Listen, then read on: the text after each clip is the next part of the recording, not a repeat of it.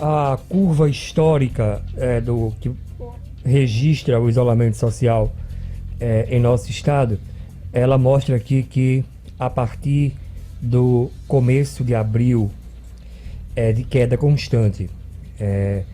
Eu não tenho como responsabilizar apenas o presidente da República pela falta de adesão ao isolamento social no Rio Grande do Norte. E a governadora, só para você concluir esse raciocínio, ela está terceirizando a culpa ao governo federal.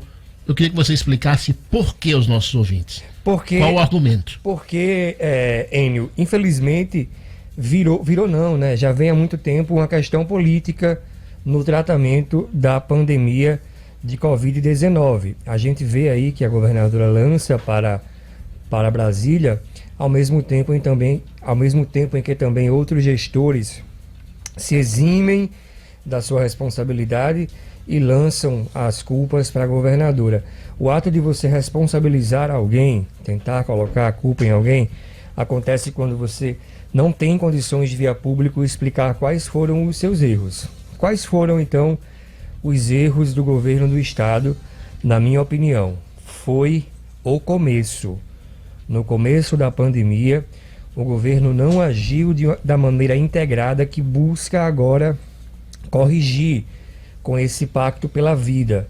Se houvesse a integração que temos visto só agora, lá no começo, teríamos talvez um resultado diferente desse. E aí, se a governadora vier a público dizer, olha, eu deveria ter feito isso mais cedo, ela iria estar admitindo erros, e ninguém está disposto a admitir erros.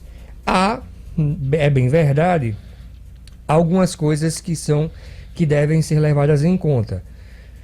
Eu moro em Natal, então eu vou falar de Natal, a cidade onde eu moro, porque há culpas aqui da governadora, da gestão dela, da prefeitura e também do presidente.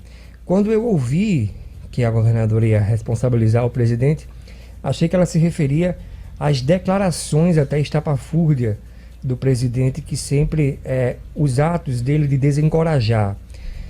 Ou então pelo outro lado, porque o prefeito de Natal só pensa em reeleição, não tem outra coisa na cabeça senão a reeleição, e tudo que faz é pensando nisso. Prova disso é que Natal decidiu capitanear por conta própria, por sua iniciativa, uma ação de saúde sem também se integrar com o Estado. É como se misturar com o Estado pudesse passar a impressão de que a liderança é da governadora, e Álvaro Dias não quer isso jamais.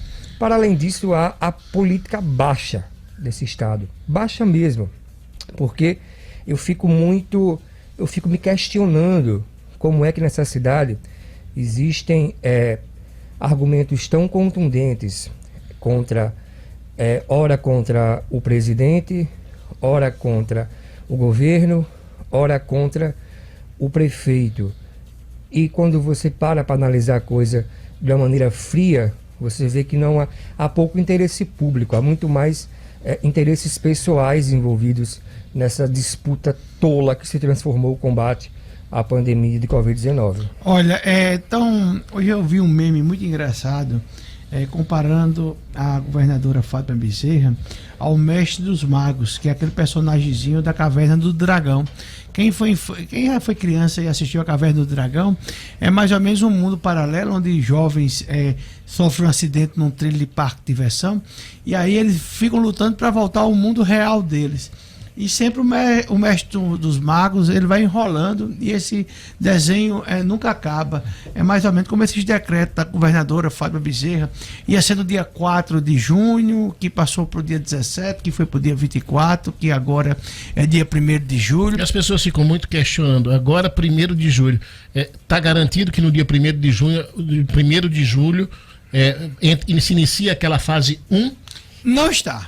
Não. Mas não estava garantido no dia 24? Não, o decreto que está publicado é isso. Fica definido o dia 1º de julho como data para a retomada gradual da economia. O texto que está no decreto mas não quer dizer nada. Ou seja, não existe possibilidade disso ser prorrogado mais uma vez. Existe. Eu vou até abrir aqui o texto. Lógico que existe. É porque as pessoas estão fazendo para mim, todo dia as pessoas fazem para mim a mesma pergunta. Enio, era dia 24, agora empurraram para o dia 1º. É garantido que vai entrar a fase 1 da retomada da economia do Estado? O governo garantiu que a data é o dia 1º? Quem manda do Estado do Rio Grande do Norte, Enio, é o Ministério Público. Os Ministérios Público Federal, o Estadual e o Ministério Público do Trabalho. Nada nos garante que no dia 30 de junho o Ministério Público dê outra recomendação e a governadora mude completamente. Sabe por quê? Porque sabe qual vai ser a diferença em relação à saúde entre o dia de hoje, que é dia 24, dia de São João, dia 24 de junho, para o dia 1º de julho? Nenhuma. Enquanto a governadora disse ontem numa propaganda, está lá, ela joga a responsabilidade ao Ministério Público. Ela disse o seguinte: não abriu um hospital de campanha por recomendação do Ministério Público. São 112 pessoas numa fila por UTI. Ela está transferindo também essa responsabilidade para o Ministério Público. Agora o Ministério Público não foi eleito para nada. Eles passariam um concurso totalmente diferente, no qual ele tem que fiscalizar e eles têm um poder outorgado para representar a sociedade em alguns tipos de ações. Quem tem o poder do executivo é ela, a governadora, que tinha prometido abrir no dia 24. O artigo a que eu me referi, Enio, aqui, achei. É o artigo 12. O cronograma para a retomada gradual responsável das atividades econômicas no Rio Grande do Norte será executado a partir do dia 1º de julho. Então, é esse o texto que está... Existe algum tipo de ressalva nesse texto? Não, o artigo é isso. Agora, pode acontecer um decreto que altere esse texto.